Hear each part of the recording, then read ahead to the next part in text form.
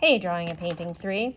So one of the other tools I want you to try using is your Sharpie, which you've used a million times to outline and do all sorts of things. And I probably should write the word Sharpie, right? You have two, unfortunately. Sharpie used to have 3 different shapes and sizes that we gave kids, and then they discontinued one, which made me super sad. They used to have an extra fine. See, this is the ultra fine, and this is the fine. They used to have an extra fine. So first of all, just play with your Sharpie, right? The first thing you always want to do whenever you're playing with a material that you're being asked to use is what can you do with it? Like, what does it do? And if you can see just through all these little videos, I tend to play in the same kind of way. Sharpie's really good for line work, right? The scary part of Sharpie is that once it's down, it's not coming up. So one thing you have to do is you have to do a value scale of Sharpie, right?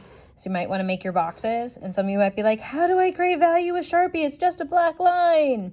And if you're thinking that, that's okay. But remember, you have your good friend cross-hatching, right? Cross-hatching, I love the cross-hatching, right? Remember that the directional line of cross-hatching helps give line follows form. So if your lines follow the shape you want it to follow, it will show you exactly, it'll give you more of that sense of dimension, all right? You can also create stippling, right? That's another way to create value with Sharpie, is using your Sharpie marker and stipple, stipple, stipple, stipple. Remember, as the dots get further away, things get lighter, all right? So a soft edge with a Sharpie. How do you do soft edge with a Sharpie? Because you got to do your value scale, then you have to do your different types of lines. So that could be a curved line, it could be angular lines, it could be angry. You can also do loopy lines. You can tell the Sharpie's kind of dying.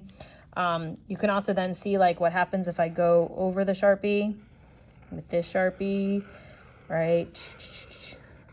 Does that create things that are interesting? Then maybe you're going to go back in and try some curved lines, right? So you have to use your lines, your value scale, and then you got to figure out how to do a soft line.